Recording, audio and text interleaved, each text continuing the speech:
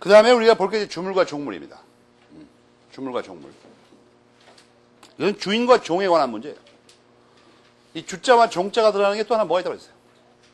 앞에서 배운 거 말이에요. 주된 권리와 종된 권리. 그때 여기를 이미 살펴봤었죠? 이 주자와 종자가 나오면 우리가 떠올려야 되는 게 뭐라고 했어요? 법률상의 운명을 같이 한다니까? 법률상의 운명을 같이 한다는 게 뭐냐면 주인이 태어나면 같이 태어나고 죽으면 같이 따라 죽고 주인이 이사 가면 같이 가요. 그러니까 발생 이전 소멸에 있어 전부 운명을 같이 한다는 겁니다. 발생 변경 소멸에서. 알겠습니까? 그걸 알아보는 거예요.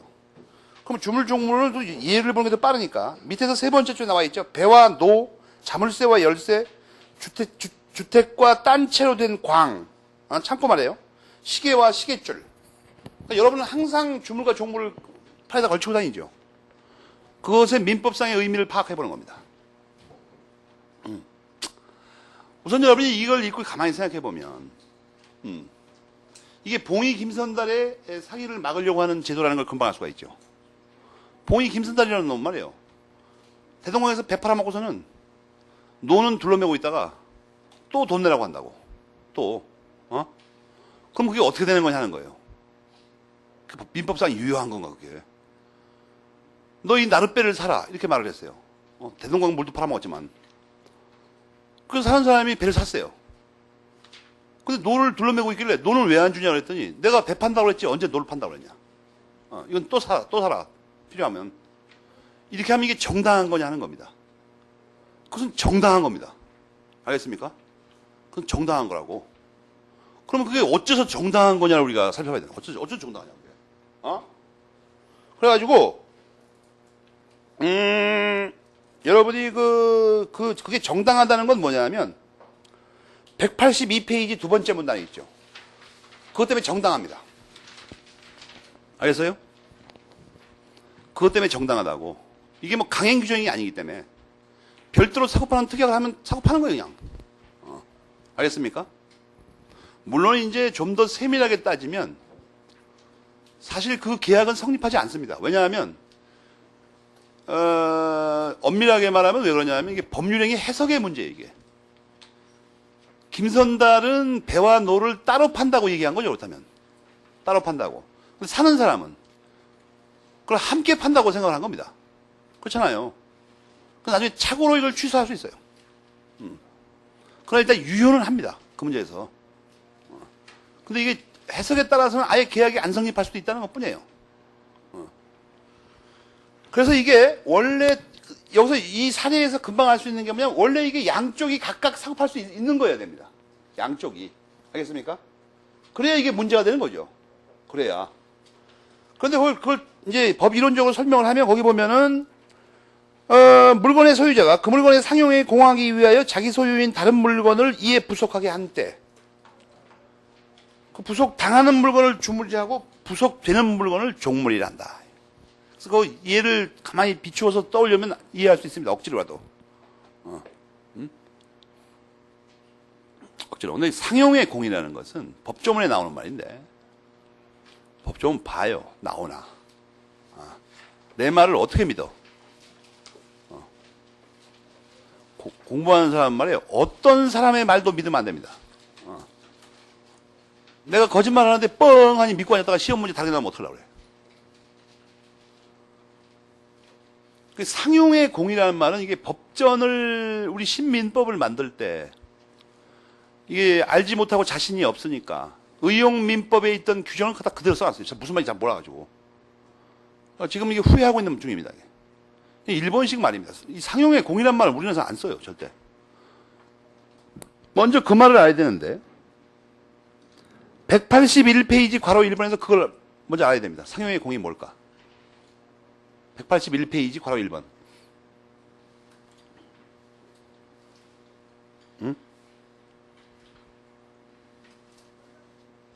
경제적 효용을 돕는 것을 말합니다. 알겠습니까? 상용의 공을 먼저 알아야 되죠. 무슨 말인지도 모르는 걸 가지고 어떻게 법리를 공부를 해. 그 상용에 공하는 물건 있죠. 그걸 종물이라 한다. 그러면 이제 보면 또 그 정의 문장에서 여러분이 조심할 게 있는데, 그 로마자 1번에 그 물건에다가 빨간 걸로 네모치고 오른쪽에 다른 물건 네모치세요. 그 물건, 다른 물건. 이게 어떤 의미를 갖냐면 항상 앞으로 이런 걸 조심해야 돼. 배운 거를. 그 물건, 다른 물건이라면 여기 물건이란 말이 들어가 있죠. 물건은 개념 필수적으로 독립한 물건을 말합니다. 항상. 앞에서 배웠잖아 우리가. 독립해야 한다. 그러니까 각각 한 개의 물건입니다. 여기에 뭐가 내포되어 있죠? 각각 별도로 물건이 설정될 수 있는 물건 말하는 거예요. 알겠어요? 한 물건이 다른 물건에 붙어 있는 게 아니고 각각 거래의 객체가 될 수 있다는 말이죠. 각각 소유권이 성립할 수 있다는 말이니까. 그러니까 앞에서 배운 물건 개념을 정확하게 대입해야 된다고 여기다. 물건이란 말 속에는 독립한 한 개의 물건이라는 뜻이 포함되어 있다고 해당초. 앞에서 배웠잖아. 물건의 요건에서 독립한 물건일 것. 그 다음에 또 하나 문제가 되는 거 뭐냐면 이런 그 각각 다른 물건이라면 그렇게 명확하게 구별되는 물건이라면 뭐 하려고 법률상의 운명을 같이 해, 이상하게. 이것도 그런 논리죠 그냥. 원래 정확하게 다른 거다 서로. 근데 뭐가 이게 구별이 잘 안 된다 이거. 그 말 하려고 그래 지금. 어떤 측면에선가. 로마자 2번에서는 뭐 어떤 측면에서 구별이 안 된다는 거야 도대체가. 경제적 운명을 같이 한다는 거예요. 그래서 구별하기 어려워요. 경제적 운명을 같이 한다고 써있잖아, 교과서에. 그 구별이 안 된다고? 따로따로 하고 싶어도. 그래서 법적으로도 어떻게 했어요? 법률상으로도 같은 운명이 되게 했어요. 그러니까 정확하게 말하면 어떻게 되는 거예요, 이게 스토리가 지금. 각각 분명히 별개의 독립해서 구별되는 물건인데 경제적 운명을 같이 하는 것들이 좀 있다고 가까다 보면. 그래서 그런 것들은 아예 그 현실적인 것을 존중해가지고 법률상으로도 운명을 같이 하겠다고. 그 말하지, 지금. 이게 국가 경제상으로도 유리하죠. 일반 사인에게도 유용하고, 편리하고. 여러분, 이건 무슨 말이냐면 간단히 이렇게 생각해봐. 이걸 분업시켜가지고, 시계 파는 데는 청계천 사가에 있고, 청계천 사가가 시계 골목이죠, 거기가. 시계 사고 싶은 사람은 거기 가서 사요. 거기 가면, 만약에 이 상거래 협상을 잘하고, 이 시각이 예리하다면 말이에요. 거기서 말하는 가격은 너무 터무니없는 가격이죠. 이런 데서 한 20만원쯤 달라고 그러면 거기 가면 2만원이면 삽니다. 보통 사람이 시계 살 일은 별로 없을 텐데, 뭐 할 때 중요하냐면, 선물할 때 유용하죠, 선물할 때. 선물할 때 거기서 2만원 주고 사고는, 선물 받는 사람한테는 시중 가격을 얘기하는 거예요. 20만원짜리다. 그리고 뭐냐면, 내가 거기서 4시간을 몸부림치면서 2만원을 깎았다. 뭐 생색을 내는데 유용하다고. 사실은 2만원은 깎은 게 아니라 2만원 주고 샀는데. 근데 또 그런데도 워낙 얼빵하면 소용이 없어요. 어떤 놈은 또 거기 가라고 그랬더니 거기서 2만원짜리 20만원 주고 사온 놈도 있어요. 그러니까 사기당해가지고. 항시 실력이 문제입니다. 실력. 이빨도 실력이죠 요새는. 시계방 주인을 압도하는 화술. 그 다음에 뭐 냉철한 그 예지를 보이는 듯한 날카로운 눈매. 근엄한 자세. 뭐 이런 걸 갖춰야 되죠. 그렇잖아요? 협상의 장을 압도하는 그 어떤 그 화술 말이에요. 그런 걸 어떻게 준비하고 있어야 된다고. 얼빵하게 가서 그냥 쭈빗쭈빗 해가지고 헛소리 삥삥 하다가 2만원짜리 20만 주고 사와서 주변 사람을 놀래게 하는 놈도 있어요.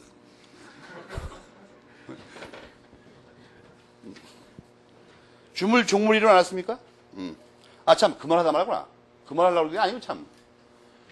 청계천 사가에는 시계 골목이 있고 시계만 팔고, 용산 옆에 어디 가야, 효창동에 가야 시계줄을 따로 산다.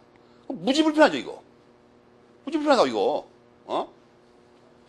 그러니까 대부분 붙어 있어요, 다. 그럼 배를 사야 되는데, 배는 한강에서 팔고, 노는 낙동강에서 판다. 짜증나는 사건이야, 이거. 그러니까 공간적으로도 같이 붙여놓고, 운명도 같이 해야 한다. 이걸 왜 알아야 되냐면, 종물의 요건을 보면, 종물의 요건. 종물의 요건. 가장 중요한 그게 뭐냐면, 그 효용을 돕는다는 것도 중요하지만, 괄호 1번의 그 하단부를 보면 장소적으로도 밀접한 위치에 있어야 한다. 알겠습니까? 그런데 장소적으로 밀접한 위치에 있어야 된다는 말을 법전에서는 어떻게 써놨다고요? 교과서에 있잖아. 교과서에 뭐라고 써놨다고 했어요? 법전에다. 부속하게 한 때가 무슨 뜻이에요? 장소적으로 붙어 있어야 돼요. 알겠어요? 장소적으로. 이 주물 종물 이론을 편법으로 이거 오용 또는 악용해가지고 작업하는 데 써먹는 놈들이 있어요. 그죠? 원래 그 남녀가 사랑을 하려면 대등한 지위에서 해야 되는 거죠. 근데 보통 접근할 때 내가 옆에서 관찰을 해보니까 자기가 종물이 되겠다고 구랄쳐요. 그 노리는 목표는 뭐예요? 법률상, 경제상 운명을 같이 하자는 거예요. 자기는 종물이 되겠다고 하면서. 그따위 비겁한 방법을 쓰면 안 되죠. 못하면 많은 거지 종물이 되겠다고 할 필요가 뭐가 있어. 그거는 여러 가지 사악한 뜻이 내포되어 있는 거죠. 처음에는 그렇게 하지만 나중에는 주종의 지위를 바꾸려고 그러죠. 그러니까 이혼율이 30%를 넘는 거예요. 처음부터 솔직하게 말해야 돼, 솔직하게. 너도 주물이고 나도 주물이자. 그래서 민법상으로는 주물과 주물까지는 법률상 운명을 같이 하지 않지만 우리 함께 민법을 어겨보자. 그게 정당한 방법이라고 그게. 어떻게 이게 물건에만 적용되는 겁니다. 물건, 권리, 법률행위에만 적용된다고 했죠. 주된 권리, 종된 권리, 주물, 종물, 주된 법률행위, 종된 법률행위. 주된 사람, 종된 사람 이런 거 없어요, 민법에. 사람은 다 대등한 겁니다. 그러니까 비겁하게 주종 이론을 도입해가지고 작업하지 말라. 그렇게 안 해도 법률상의 운명을 같이 할 수 있어요. 그래서 거기 보면은 상용의 공이라는 말하고 부속하게 한때라는 그 법전 용어의 뜻풀이가 괄호 1번에 있습니다. 그죠? 그러니까 법전을 읽을 때는 그걸 대입해서 읽을 수 있어야 됩니다. 대입해서. 장소적으로도 밀접한 관계에서 경제적 효용을 도와야 한다. 이 말이죠. 바로 2번은 뭐예요? 아까 말했던 거 독립한 물건이 됩니다. 둘 다.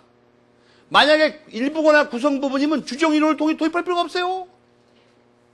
땅 팔면 흙이 딸려가는 것은 당연한 겁니다. 그것은. 그렇잖아요. 아니 땅을 팔았는데 흙은 다 남으면 그게 뭐예요? 그건 구성 부분은 당연히 따라가는 거예요. 그냥 원래. 건물 팔면은 벽은 따라가는 거죠. 그냥. 주벽. 지붕도 따라가고. 그건 주종 이론 말할 필요가 없는 거예요. 원래도.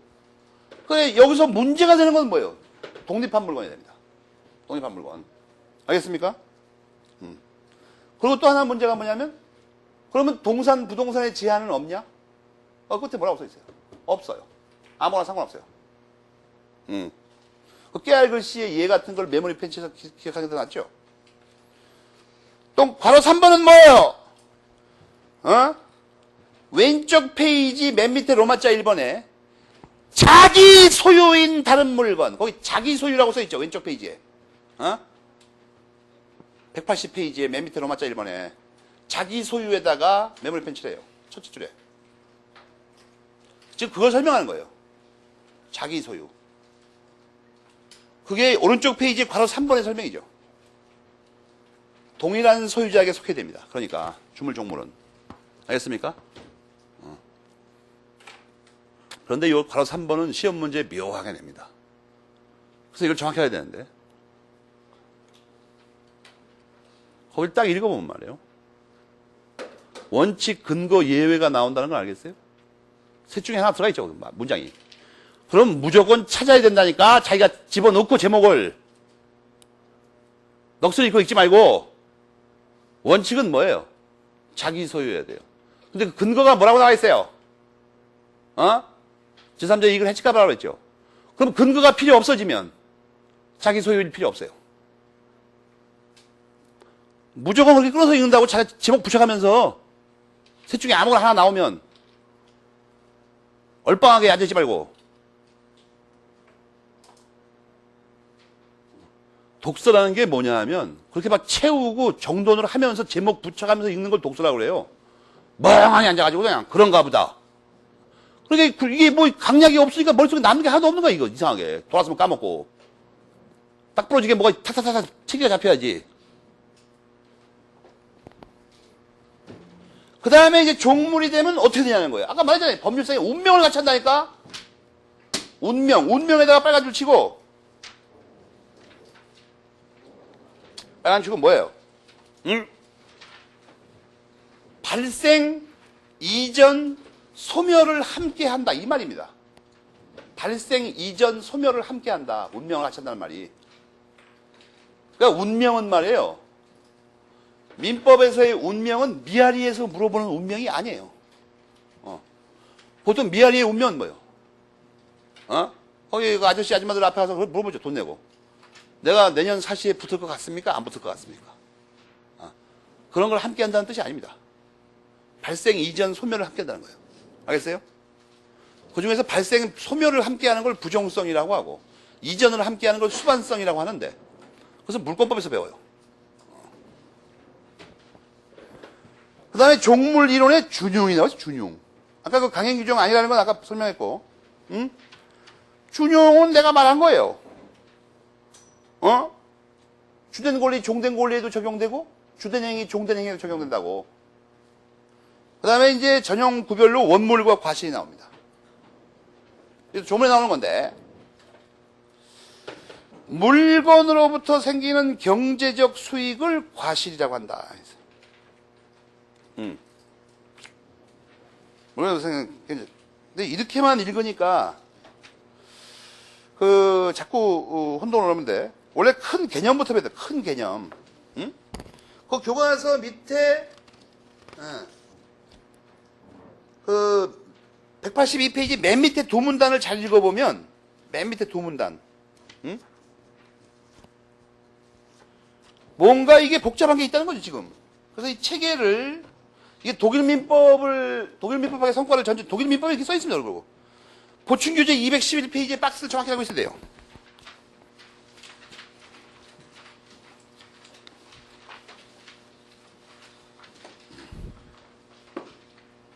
교과서와 비교해서 읽어봐요.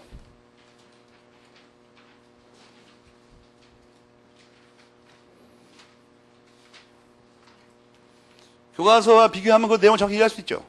거기서 우리 민법상 인정 안 되는 게 딱 한 가지가 있습니다. 교과서를 보면 어떤 게 인정 안 된다는 거예요. 그 안 되는 곳 옆에다가 괄호치고 X 펴놔요.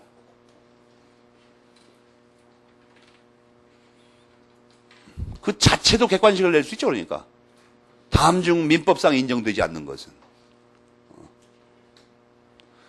독일 민법과 달리 우리 민법상 그걸 인정하지 않고 있어요.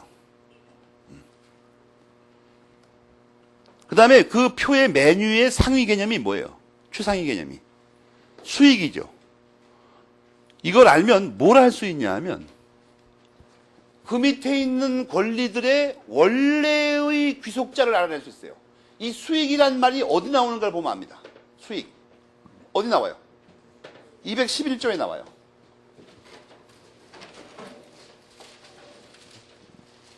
그러면 211조에만 나오냐? 뭐 하는 문제가 있죠. 211조에만 나오냐? 몇 가지 예를 들면, 법전에서 말이에요. 소유권 뒤로, 점유권 빼고, 지상권부터 각 권리의 첫째 조문들을 읽어봐요, 빨리. 수익이 나오는 데를 다 찾아, 빨리.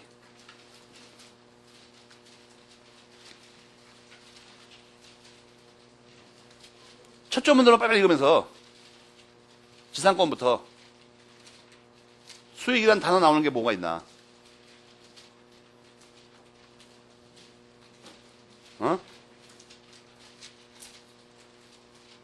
지상권, 지역권, 전세권, 유치권, 질권, 저당권 있죠? 그걸 찾으면서 수익이라는 말들이 나오는 조문들을 빨리 찾으라고.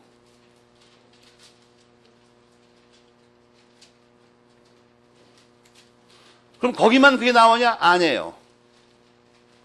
예를 들어서 지금 많은데 시간이 없으니까 618조?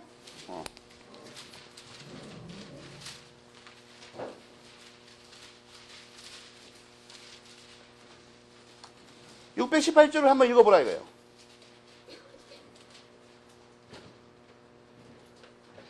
수익이란 말이 나오는가. 그런 식으로 이걸 왜 찾을 줄 알아야 되냐 하면, 과실을 수취할 수 있는 사람이 누구냐고 물어보면 법전 찾아가고 답하는 거예요. 막 넘겨가지고 수익이라고 써있는 거 다 과실 수취권자죠. 과실 수취권이 수익 중에 하나니까. 무슨 말인지 알겠습니까? 복잡하게 생각하지 말고. 알겠어요? 그렇게 찾는 거라고.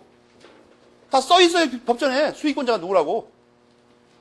근데 그 중에서 가장 원칙적인 수익권자는 누구 같아요? 소유권이 가장 완전한 권리니까 소유권자입니다. 211조에 써있으니까. 여기서 여러분 거꾸로 이것도 정확하게 할 수가 있죠. 아, 수익이란 말이, 아니, 과실수취권이란 말이, 그러니까 수익이란 말이구나, 이제 보니까. 수익. 211조의 수익이 뭔가 그랬더니 과실수취권 말하는 거예요, 그게. 그렇게 알면은 찾는 방법을 알면 겁나지 않아요. 까먹어도 나중에 법전도 찾으면 되니까. 수익자 들어간 거 다 찾자 이래가지고. 원리 중에서. 알겠습니까? 그러면 수익에는 뭐가 있냐, 이게.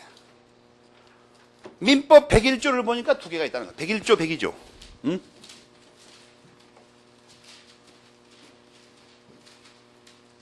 이런 목표를 한번 세워봐요. 지금쯤 이제 말해도 이해를 할 수 있을 것 같은데. 임영호 선생의 강의를 듣고 최종적인 목표를 법전만 주면 막 이리저리 해석하고 막 엮어내고 이래가지고 중요한 논점들 다 끌어낼 수 있도록 하자. 그렇게 한번 죽도록 한번 공부를 해보자. 그게 원래 여러분의 최종 목표가 아닙니까? 원래 여러분의 최종 목표가. 학교에서 뭐 기말고사를 보든 뭐 사법시험 2차 시험을 보든 법전을 주잖아요. 갖고 오라고 그러고 마음대로. 법전을 주면 이리저리 막 어떻게 해가지고 중요한 논점을 다 끌어낼 수 있다.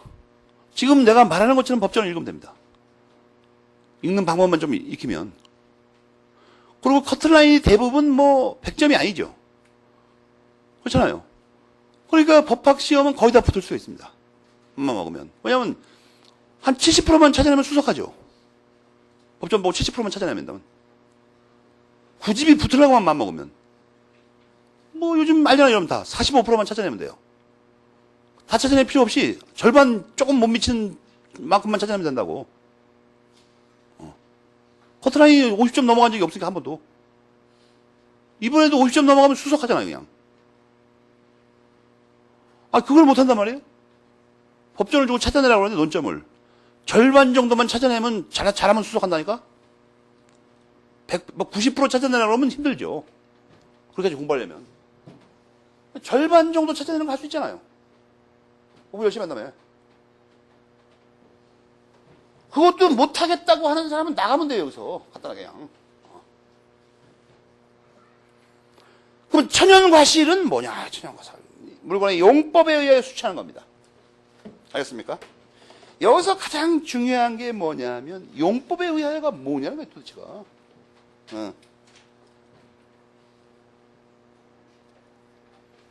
이게 문제가 되는 게 뭐냐면, 여러분, 젖소의 용법은 뭐예요? 젖소 부인을 찍는 거예요? 아니에요. 우유 짜는 거예요, 우유. 알겠습니까? 뗄나무의 용법은 뭐예요? 불 떼는 거예요. 그죠? 그런데 말이에요. 이게 자체는 쉬워요. 근데 이게 한계선상에 애매한 게 있습니다. 한계선상에. 여러분, 보충교재 212페이지 가운데 동그라미 3번을 봐봐요. 뭐가 문제가 될 수 있는지. 동그라미 3번을 읽어보라고. 그거 애매한 게 있다고.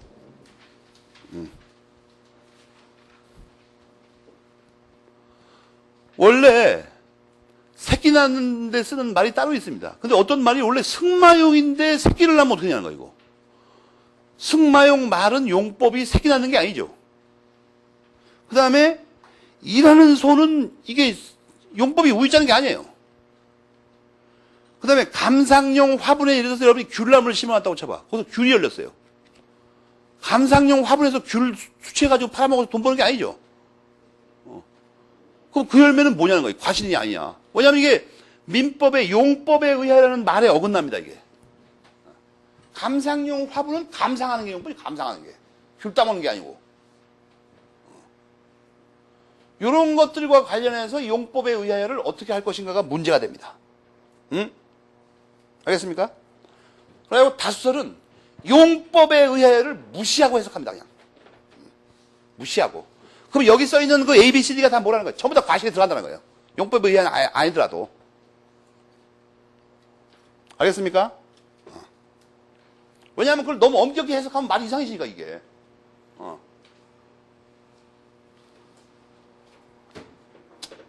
그럼 천연 과실은 누구 거냐? 나오면 뭐 우유든지 뭐 귤이든지 나오면 그 누구 거냐는 거야. 누구 거냐? 이건 앞에서 이미 배웠는데 이거에 응용한 사례를 교과서에서 우리가 찾아봅시다. 그 앞에서 배운 게 그런 게 뭐가 있을까? 여러분 안 배운 것 같죠? 꼭 기분에 그런 말을 든 적이 없는 것 같은데. 그게 말이에요. 169페이지 괄호 3번의 두 번째 줄에 있어요. 169페이지 괄호 3번의 두 번째 줄에 있다고.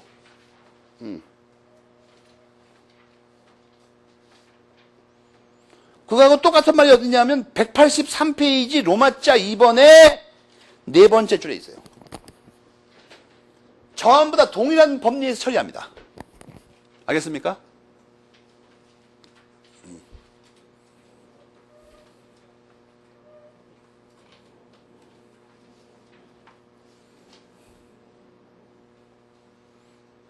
그걸 확실히 알아두라고.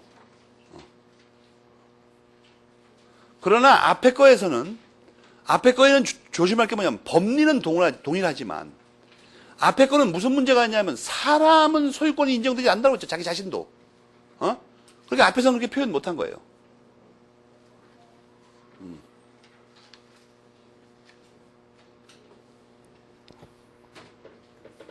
여러분 그냥 일반적으로 기억하면 되죠. 그러니까 뭐든지 딸 때는 말이에요. 자르거나 이런 데 뚝 자르거나 과일을 남에 뚝 자를 때는 원래 그 떼어내지는 그 분리당하는 그 물건 있죠. 그거의 소유자가 전부 수익권자입니다.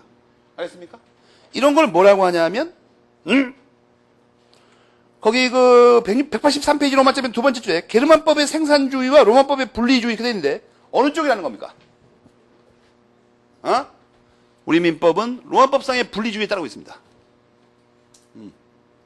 이것도 사실 입법 당시에 논란이 있었어요. 왜냐하면 우리 전통적인 관념에 의하면 모든 열매는 그걸 뿌리고 가꾼 자가 얻게 돼 있습니다. 알겠습니까? 그런데 이 서구 관념을 도입했어요. 그런데 이것은 타당한 것으로 보입니다. 이거 자체는. 왜냐하면 그 봉건체제와 달리 물론 농업 같은 경우는 씨를 뿌리고 수확하는데 오랜 시간이 걸리고 그러니까 그게 필요한지 노력이 많이 들고 근대 자본주의 하에서는 그렇게 오랜 시간 동안을 관찰할 수가 없습니다. 바빠 죽겠는데. 물건 하나 사는데 이거 누가 만들었냐 이거. 그리고 또 그걸 관철시키면 곤란한 경우가 있어요. 공장에서 물건 만드는 사람이 주로 노동자죠. 역추적하면 이상하다고 말이.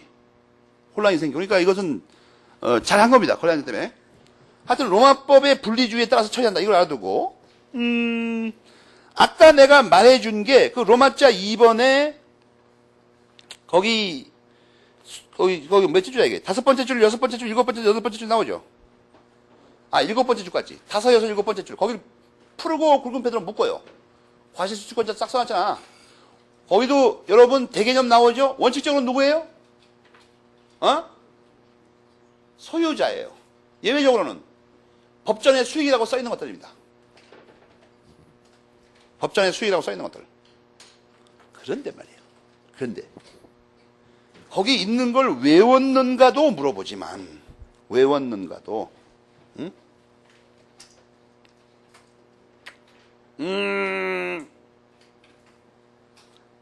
아닌 것들은 왜 아닌 것도 여기 상당히 어려운데 수치권자 아닌 사람을 자꾸 물어본다고 아닌 사람을 그래갖고 거기 있는 것도 알아야 되지만 법전 자주 읽어서 수익자 들어간 것도 알아야 되지만 아닌 거 두 가지도 한다. 아닌 거 두 가지. 아닌 거 두 가지에 수의민이 하나 있고 나도 헷갈려 이거. 수치인인가? 이 두 가지를 기억해. 두 가지. 이 수치인입니다. 맞아요. 수치인입니다. 이거 왜 그러냐면 이건 상당히 어려운데 이게 고난도 문제입니다. 이거 이 사람들은 왜 과실 수치를 못하는 문제가 있어요. 만약에 여러분 잘 생각해봐요. 거기 있는 건 적극적인 건 어렵지 않은데 만약에 법전에 어떤 사람이 뭔가를 얻으면 주인에게 다 돌려줘야 된다고 만약에 써 있으면 나한테 과실수취권이 없다는 얘기죠. 왜냐하면 내가 얻은 걸 다 돌려줘야 된다면 내가 과실 얻은 것도 주인한테 돌려야 된다는 얘기 아니에요. 모든 걸 다 돌려야 된다면 여러분 684조를 보면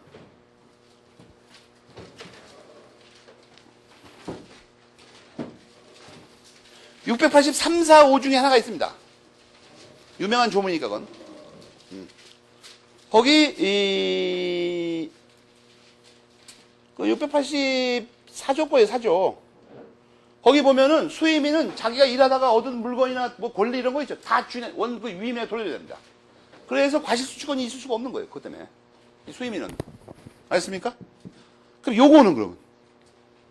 이건 여러분 이거 위임 지금 본데 있죠? 그 다음 편이 임치에 관한 거예요. 임치. 임치의 끝부분에 준용 규정을 한번 봐봐요. 임치의 끝부분에. 684조를 준용하게 돼 있죠. 몇 조에 나와요? 이 준용은. 뭐 하여튼 나온다고 하여튼 어딘가에. 그래서 당연히 수치인도 없어요. 그러면 보통 기출문제는 여기까지 나왔습니다. 이 두 가지를 주로 모릅니다. 두 가지를. 과실수치권 없는 사람. 대표적으로. 그런데 시험에 안 나온 건 또 나올 게 하나 있어요. 법전 잘 읽다 보면. 여러분이 740조 근처를 보면 684조를 준용하는 게 또 나와요.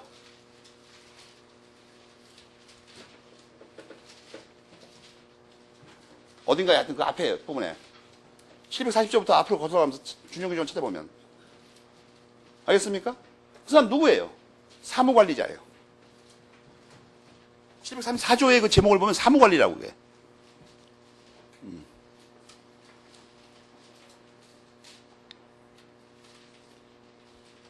알겠습니까? 이렇게 적극적으로 자기가 이 출제자의 의도가 뭐였는가 잠깐 생각해서 법조문에 다 돌려준다는 걸 알고 있는가 물어보는 거구나. 이렇게 하고 자기 찾아내는 거예요, 자꾸. 추접스럽게 쫓아다니면서 공부하지 말고. 억지로 끌려다니면서. 알겠습니까? 그 다음에 또 하나 논점이 뭐냐면, 지금은 좀 애매한데, 이게 과실수취권 또는 법전에는 아까 말한 대로 수익이라고 써 있는 게 있고 과실을 수취할 수 있다고 명문으로 써놓은 것도 있어요. 근데 우리 민법상이 과실수취권은 원래 두 가지가 있습니다. 정말 과실의 소유권을 취득할 수 있는 사람이 있고 그게 아니고 우선 변제권에 있는 물권이 또 성립한다는 의미로 쓰는 게 그래서 여러분 지금 잘 모르더라도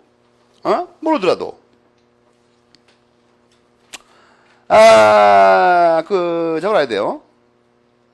보충교재 213페이지에 그 위에 동그라미 4번 있죠. 그럼 별표를 3개 해놓고 나중에 좀 물건을 배운 다음에 꼭 정해야 됩니다. 학생들이 첨예하게 막 달라들어오기 때문에 꼭 알아야 돼요. 그거.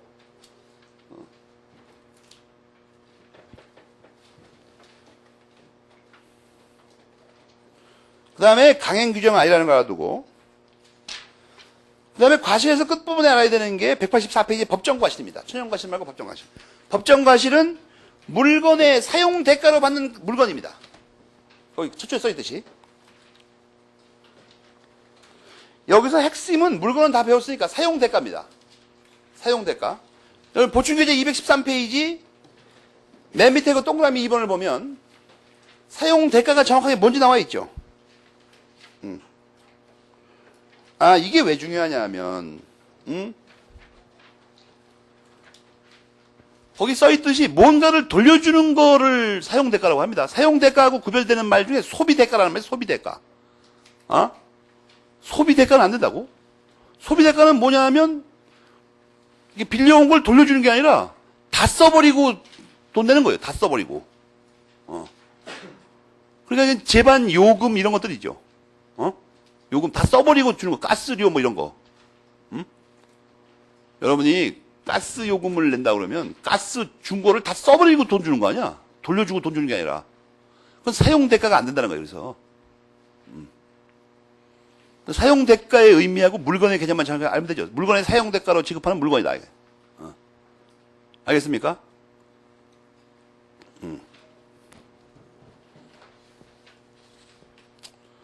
그러지 말이에요. 시험 볼 때 주로 나오는 거는 뭐냐면 이런 것들을 종합해가지고 과실이 안 되는 것들입니다. 지금 말대로 소비물의 사용대가 이런 거 있죠. 소비대가라고 그래요. 소비대가.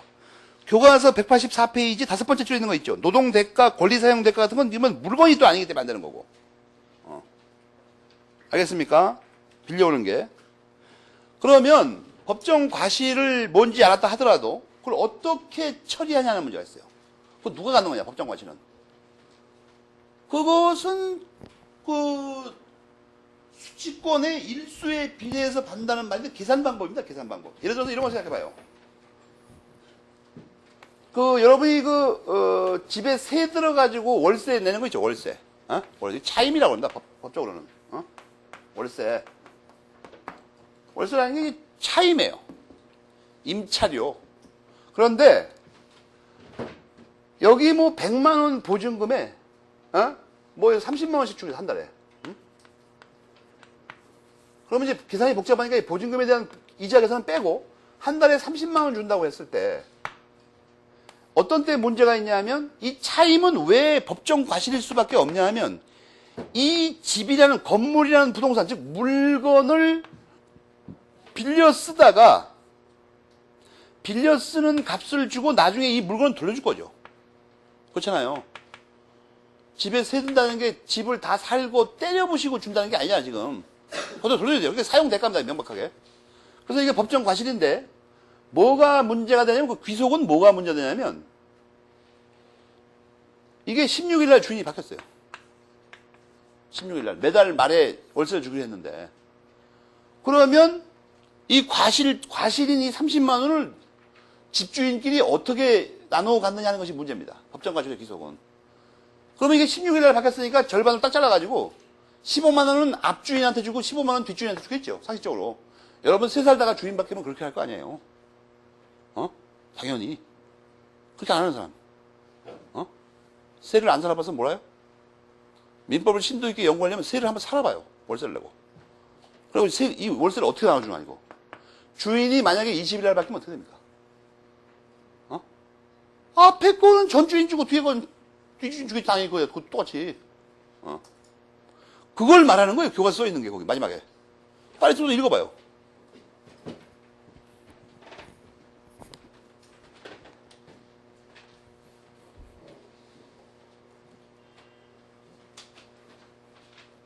근데 이런 거 계산할 때 소유권이 이전한 날은 언제인지 어떻게 하냐를 물권법에서 배웁니다. 알겠습니까? 그런 거 배우는 거예요, 물권법에서. 거기 써있죠. 소유권 이전한 날 기준한다고. 근데 오늘 어떻게 정하나? 그건 물권법에서 배워요. 무슨 말인지 알겠습니까? 자, 지금까지 배운 걸 좀 시간이 늦더라도 정도를 해봅시다. 물건에 대해서 배웠는데, 객체. 맨 처음에 문제가 되는 게 뭐냐면 권리는 말이에요. 권리는 물론 법률관계에서 나왔어요. 법률관계는 이게 사회생활관계 하나죠. 그죠? 그잖아요.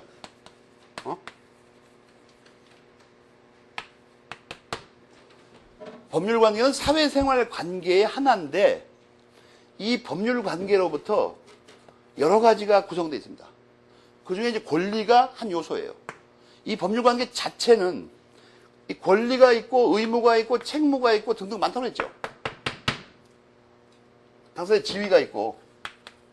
근데 이 내용은 이거의 내용에 따라 결정합니다.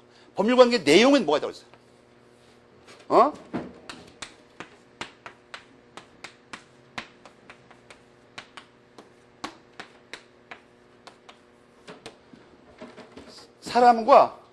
사람과의 관계, 재와의 관계, 장소와의 관계에 따라 했잖아요.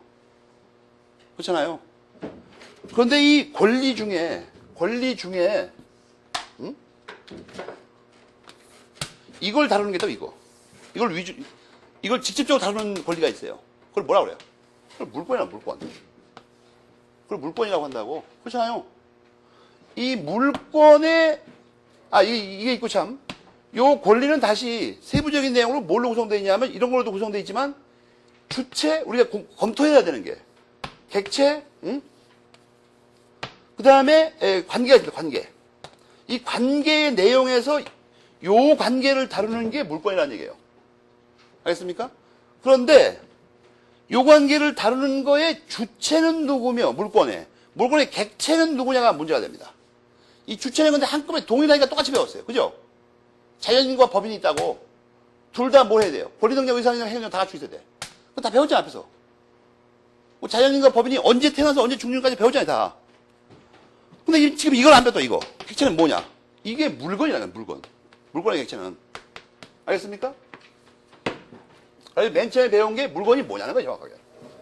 법전에 남아있는 걸 기준으로 설명을 하시는데 다들 네 가지 요건으로 되어 있습니다. 물건이 유체물하고 무체물밖에 없어요, 원래. 근데 유체물은 분명히 법전에 써 있는데,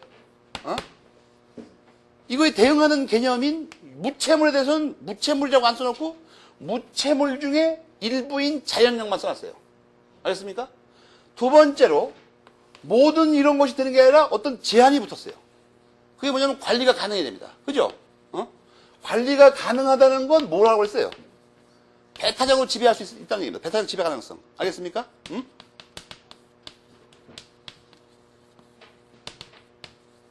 그래갖고 배타적 지배 가능성이 있어야 된다. 응? 그래갖고 해달, 별, 안드로메다 성운 이런 것은 지배가 안 돼갖고 물건이 아니에요, 그게. 그러니까 뭐 이런 거 있죠. 작업할 때 쓰는 말 중에 일부러 후합니다, 그 다. 저 별은 나의 별, 저 별은 너의 별. 법적으로 인정되지 않는 거, 이거. 관리 가능히 못해갖고. 그죠? 근데 하여튼 그런 게 있다고. 그다음에 세 번째 요건은 뭐예요? 비인격적이야 돼요. 비인격이 무슨 말이라고 했어요? 외계의 일부에 나 외계. 인체의 그 마지막 경계선 바깥에 있어야 됩니다. 인체에 부착돼 있으면 안 돼요. 특히 그 교회에 고착을 요구합니다. 고착. 응? 응? 비인격성이라고 그래가지고 사람 몸뚱이에 붙어 있으면 안 된다고 이게. 이거 두 가지가 있다고 그랬죠. 원래 붙어 있었던 건데 띄어내는 수가 있죠. 그리고 원래 딴 거여서 내가 붙이는 것도 있어 갖다가 의수, 의적, 의안 이런 거요. 의안이라는 것은 폼나게 얘기하니까 그러지 어렵게 말해서 인류학 속세에서 뭐라고 그래요? 개눈깔이라고 합니다. 왜냐면 옛날에는 다른 게 없으니까 개눈깔을 빼고 박았어요. 그것도 인간의 욕심의 산물이죠. 멀쩡하게 눈 빼가지고. 그거 뭘 나오는 거예요?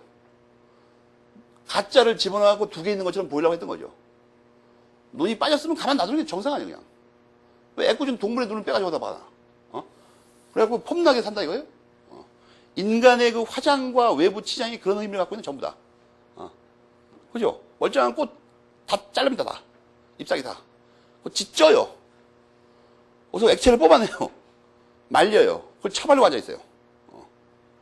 그럼 내 살자고 자연의 모든 것을 파괴하기 시작합니다, 이제. 네 번째는 뭐예요? 이게 가장 중요한 거죠, 지금까지 배운 거. 네 번째 거. 뭐예요, 이게? 독립한 거예요, 독립. 그죠? 독립한 게 정확히 무슨 뜻이라고 했어요? 한계라는 거예요, 한계. 이로부터 추론되는 물권법의 대원리가 뭐라고 그랬어요? 일몰일권주의라니까? 그죠? 일몰일권주의. 일몰일권주의 한 개의 물건에는 한 개의 권리만 성립하니까 이거로부터 이거와 다른 거 두 가지가 인정이 안 된다는 얘기입니다. 다물일권은 민법에서 절대 인정 안 돼요. 그죠? 집합물의 권리를 인정하는 건 인정 안 된다고. 집합물을 알기 위해서 뭘 알아야 된다고? 집합물이 단일물이나 합성물을 여러 개 모아놓은 거죠. 단일물과 합성물은 어떻게 한다고 했어요? 개성. 개성을 잃고 있느냐, 아니고 있느냐. 그렇게 정리하는 거예요. 또 하나 반대되는 게 뭐냐면, 하나의 물건에 여러 개의 권리를 인정할 수 없습니다. 이건 뭐냐면, 일부나 구성 부분에는 안 된다는 거예요. 그죠? 일부나 구성 부분에 안 된다. 이걸 배웠는데, 이거를 특별히 세부적으로 배웁니다. 이게 아니라, 이거 내용을, 요 내용을 포함해서. 한 개인가 몇 개인가를 어떻게 아냐 하는 걸 배워요. 알겠습니까? 근데 이것이 특별히 문제가 되는 것은 부동산의 경우입니다. 집중적으로. 그 다음에 이제 배우는 게 뭐냐면 물건의 의의와 저 내용을 쫙 배운 다음에 물건에 뭐가 있을까 도대체. 그래갖고 이걸 잘 보면 물건을 배우는데 우선 민법이라는 것은 민법 총칙은 재산편에 적용되는 건데 이 재산법이라는 것은 거래를 하는 것을 위주로 합니다. 재산 거래. 민법에서 다루는 것은. 그러니까 먼저 물건이라고 하려면 거래의 객체가 될 수 있어야 돼요. 민법상. 그래서 이렇게 안 되는 걸 탈락시킵니다. 첫 번째 관문에서. 뭐예요? 불융통물은 민법상 거래의 객체를 탈락시켜버려, 다. 융통물만 남기고. 그죠? 거래의 객체 할 수 없는 건 안 되니까. 첫 번째 융통물과 불융통물을 배우는 이유가 그거예요. 불융통물은 빼버립니다. 불융통물의 세 가지가 뭐가 있다고 했어요? 공용물, 공공용물, 금제물이 있다고. 그 내용은 아까 설명드렸잖아요. 관악구청, 공원, 음란 CD. 그건 민법이 다르지 않아요. 용산의 지하도에서 음란 CD 파는 놈은 민법적으로 어떻게 될까? 그건 아무것도 안 돼요. 그냥 불법행위예요, 바로. 제대로 하는 게 아니니까. 융통물만 남겨, 융통물. 민법상 거래가 해야 된다고. 융통물에는 여러 가지가 있어요. 융통물에는. 쪼갤 수 있냐, 없냐? 객관적으로 대체가 가능하냐, 객관적인 개성을 물어보는 게 있고, 또 주관적인 개성을 물어보는 게 있어요. 그 중에서 우리 민법이 다루는 게 뭐예요? 특정물입니다. 특정물. 알겠습니까? 그 다음에 또 하나 다른 이유로 자주 나오기 때문에 문제되는 게 소비물, 비소비물이에요. 성질상 일회용이냐 아니냐 이거예요. 일회용 컵 생각하면 돼요. 일회용 컵은 뭐라고 그랬어요? 성질상이 아니에요. 그죠? 기능상으로 되는 거지. 그 다음에 여기까지는 강항용인데 저것들은 이제 당의에서 중요한데 이게 나중에 채권법, 물권법에서 강조됩니다. 이들은. 민법 총칙에서 먼저 강요되는 것들은 법전에 구별되는 것들이 뭐냐면 부동산 동산이에요. 부동산 동산 구별에서 특히 뭐가 문제가 되냐면 아까 배웠던 이거 있죠. 몇 개냐. 이걸 안 한다고. 몇 개냐. 어떻게 하면 하나의 물건이 되냐 이게. 주로 뭐죠? 공시 방법을 갖춰야 됩니다. 원래 이걸 부동산 동산 구별했던 건 값이 비싸냐 했는데 그게 민법에서는 별 의미가 없어요. 비싸든지 말든지. 그럼 빼버리고 공시를 해서 공시할 때마다 한 개 물건이 됩니다.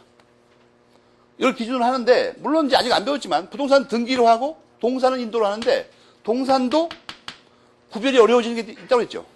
구별이 어려워지는 게. 뭐예요? 동산도 등기 등록으로 공시하게 나오고 구별이 어렵다 이거예요. 하여튼. 그렇지만 하긴 해야 돼요. 어쨌든. 부동산에는 법전 보니까 뭐가 있나 봤더니 토지 및 그 정착물이라고 해요. 토지 및 그 정착물. 토지 우리가 알아봤죠. 토지가 어디부터 어디까지고, 그러니까 위아래로는 어디부터 어디까지고, 옆으로는 어디부터 어디까지고. 정확하게. 그 토지가 아까 잊지 말아야 될 게 뭐라고요? 부동산 동산에서 제일 중요한 건 몇 개냐는 거야, 몇 개. 물건이. 그러니까 교과서에 나오는 게 뭐예요? 토지가 몇 개인지는 어떻게 하냐가 나오잖아요, 거기. 토지가 몇 개인지 어떻게 한다고 그랬어요? 지적 공부를 들여다봐야 돼요. 지적 공부에 등록된 대로 한다고 했잖아요. 필로 그린 대로. 지번으로 표시해가지고. 건물은 띄엄띄엄 송파는 안 되고 기둥과 주교가 지붕이 있어야 돼요. 그래서 사회 통념으로 결정합니다. 알겠습니까? 왜냐하면 등기부에다가는 저게 띄엄띄엄 송판이냐 뭐 시멘트 블록을 쌌냐 그건 안 나오니까. 그게 나와도 표제부에 나오고 물권에 대해서 안 나옵니다. 그러니까 사회 통념으로 대체한다 이거예요. 알겠습니까? 나머지 이제 정착물들. 나머지 정착물 눈에 잘 뜨는 게 뭐예요? 나무. 인간의 눈에는 뭘가 보이죠? 과실, 미분리. 농작물. 다 먹는 거죠, 다. 의식주에 관련된 것들 전부 다. 그걸 배웠다 이거예요? 그 다음에 배우는 게 뭐예요? 주물과 종물이라고. 주물과 종물은 법률상의 운명, 즉, 발생 이전 소멸을 같이 하는 건 알겠는데, 효과는. 어떻게 하면 종물이 되냐가 논점입니다. 법전 그대로 해석하는 거예요. 중요한 건 장소적으로 붙어 있어야 돼요. 바싹 붙어 있을 필요는 없는데, 하여튼 붙어 있어야 된다, 밀접하게. 그걸 뭐라고 표현한다고? 부속. 알겠습니까? 부속을 갖다가 하고 있어야 된다. 그런데 또 하나 중요한 게 법정이 잘못 기술돼가지고 상용의 공이란 말이 나와요. 그죠? 일본 말인데 해석을 해야 됩니다. 이것은. 경제적 효용을 돕는다 이거예요. 그리고 이게 주물, 종물도 물 이렇게 돼 있죠. 독립한 물건이 됩니다.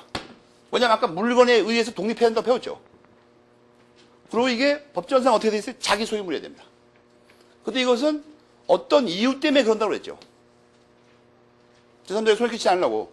그러니까 그런 염려가 없다면 자기 소유물 필요 없다 이거예요. 그거밖에 배울 게 없잖아요, 여기. 그 다음에 마지막으로 배운 게 뭐예요? 원물과 과실이라고.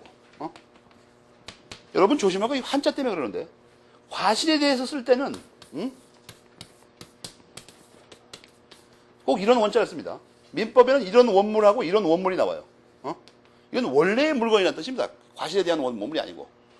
근데 이 원물과 과실에서 과실에 대해서 공부하지만 실제 이게 독일 민법을 거슬러 올라가 보니까 뿌리를 추적해 보니까 이게 독일 민법의 수익에서 나온 거예요. 수익. 알겠습니까? 수익. 그래서 수익을 분석을 해보니까 사용이익, 물건 과실, 권리 과실이 나오는데 우리 민법은 독일 민법에서 이걸 빼버렸어요. 수입할 때. 관세가 너무 비싸가지고 권리 과실을 빼버렸다고. 그리고 사용이익하고 물건의 과실만 들어갔습니다. 그래서 물건의 과실만 기준으로 하다, 요건 다 유추적용하면 되고, 물건의 과실을 법전에 규정하고 있어요. 보니까. 그래가지고 천연과실, 법정과실. 용법에 의하여 사용 대가로 이렇게 돼 있죠, 핵심이. 근데 여기서 용법에 의하여는 아까 본 이유 때문에 이걸 무시하고 있습니다. 문제가 되니까. 우리 귀속에 대해서는 이게 수익이니까 법전에 수익이라고 써있는 거 다 찾으면 돼요. 알겠습니까? 몇 가지 조심할 까가 말한 게 있고. 법정과실은 사용 대가라는 걸 절대 잊어보면 안 돼요. 핵심 표지가. 알겠습니까? 사용하고라는 건 무슨 말이죠? 나중에 그 원래 물건을 돌려줘야 됩니다. 돌려줘야 돼. 그렇죠? 내가 다 써버리고 주는 건 아니에요. 그건 과실이. 법정과실에서는 마지막 문제 중에 하나 뭐라고요? 어떻게 나눠갔냐 하는 겁니다. 뭘 기준으로 합니까? 소유권 이전을 기준으로. 그죠? 요것들이 핵심입니다. 오늘 여기까지 하겠습니다.